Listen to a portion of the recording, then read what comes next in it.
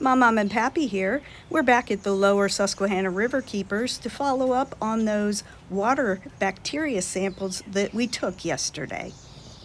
Hey, we're here again with Julia and Aaron. He's over there doing some other stuff, and Julia's going to explain a little bit about the first part of the process. Once everybody brings their stuff in, they have these data sheets, which you remember from previous, we were filling them out. And we'll let Julia tell you a little bit more about how she does this. So once we have all the data sheets in, we have this Excel sheet where we put all the information. We have who sampled it, the water temperatures, the turbidities, and just some of the other notes that go into the data sheet, just so we have it all in one form. We also have information about the weather and also our volunteers and how much time they spent with us. Off here at our location in Wrightsville, PA. They'll put their kit with the samples in it on our table here. We will distribute out the turbidity samples. This pile is from all the samples that we've collected and analyzed from today. But they'll be handed off to, usually Julia has been doing the readings for them. She'll get a reading, we'll write it down on their data sheets, and then they'll also pull out their full bacteria sample. I will scan them in. I'll record their temperature to make sure that they're being kept stored at a low enough temperature. And then after I record that, I'll put them into our cooler here, which you can see. Those are all of our samples that we've collected today. So the way that our turbidity, that we record turbidity, is we have a turbidity meter, and it's calibrated, and when we go to insert a sample that was collected earlier this morning, this is the turbidity sample, we'll clean it off with a chem wipe, and then we'll invert it a bunch to try to get all those solids to mix in that sample so it doesn't all just settle to the bottom. We'll stick her in and then hit the test button, and in less than 10 seconds it'll give a reading. So 25.3, from what we've been observing with our samples, that would be considered a pretty high turbidity sample. And if you look, the water that this was collected from must have been pretty turbid. What do you use to wipe down with there, Julia? Isopropyl alcohol. Okay.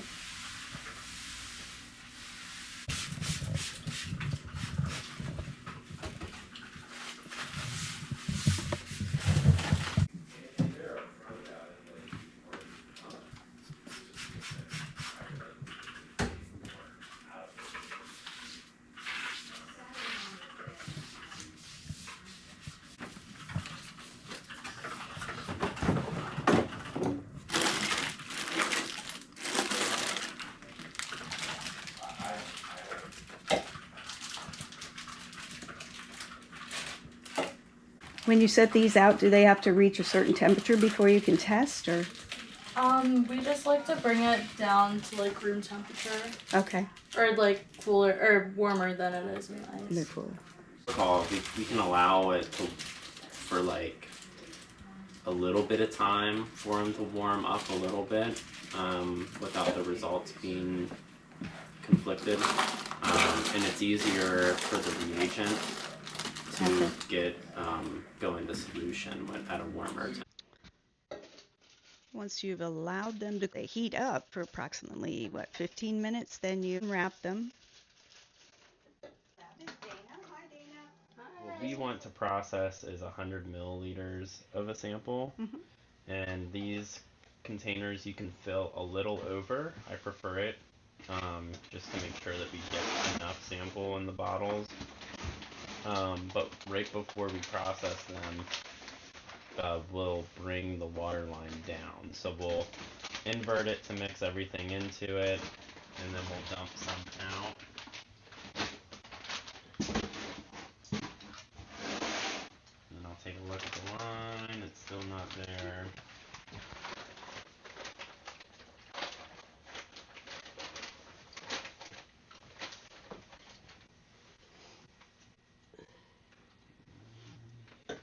So now we're at our processing the sample stage.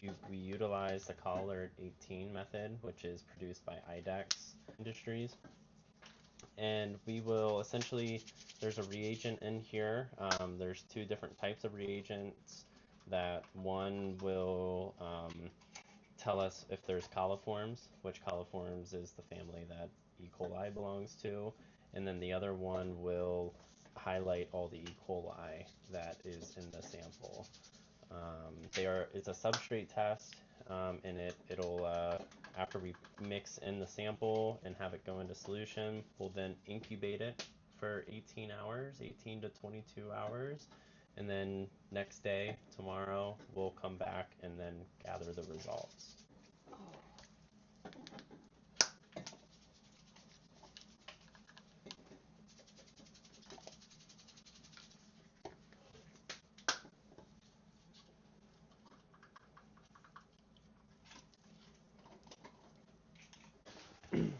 So now our sample, our reagent is into solution with the water sample that we pulled. We will now transfer this solution to the tray.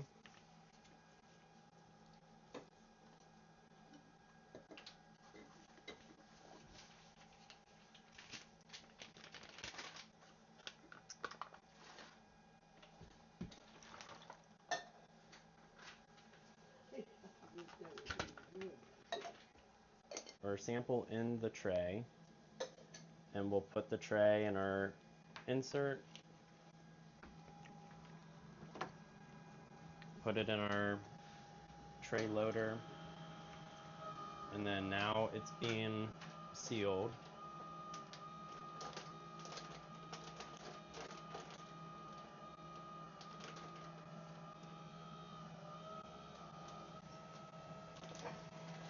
Pull it out.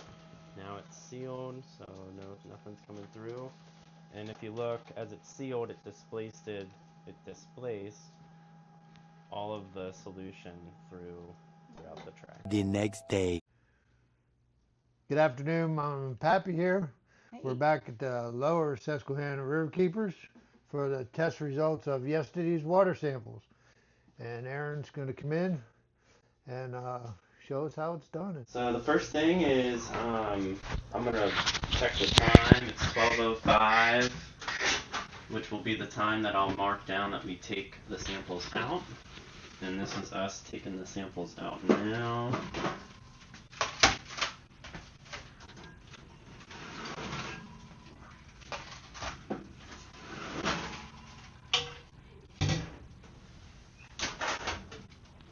Turn the incubator off.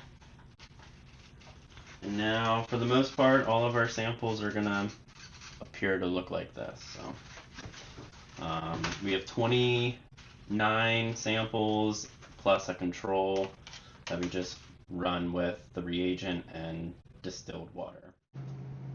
So we're going to have 4 volunteers reading the results today.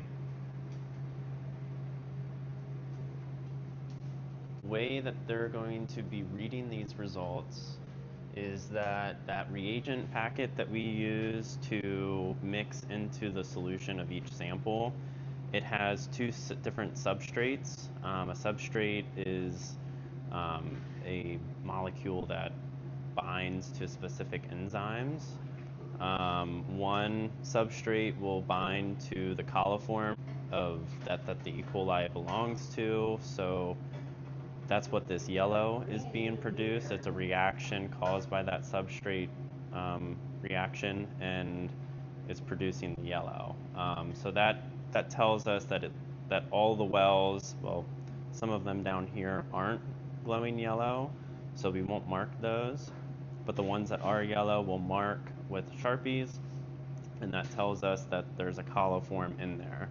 And then after they mark it without the black light with the yellow, they'll then put the sample under the black light, and then some of the wells may fluoresce a bluish greenish color, which is the second substrate that's reacting specifically to the enzymes that E. coli is producing.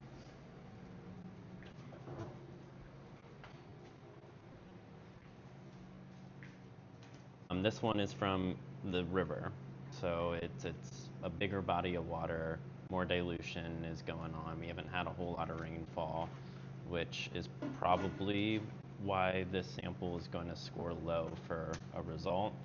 But the one that I'm doing now, I'm doing two samples. They're both from the Swatara Creek, and it's a smaller body of water, so there's less dilution occurring, and that's why this sample is probably going to indicate a higher result. So now we've gotten to the Little Conestoga sites, where you guys have seen those locations at before in the prior video, and by comparing these two locations to the City Island and the Swatara Creeks, you guys can think about what kind of levels we might see. So I'll show you guys how we then determine the results after we mark it for the coliforms and the E. coli. So anything with an X will then count. That gives us the double confirmation that there's a coliform in there and that there's E. coli in that well as well. So we'll then count. So for this method, we'll count the large wells, so those 49 wells, that includes the larger well up here, and then the 48 smaller wells. We'll count them independently, and then our chart has axes.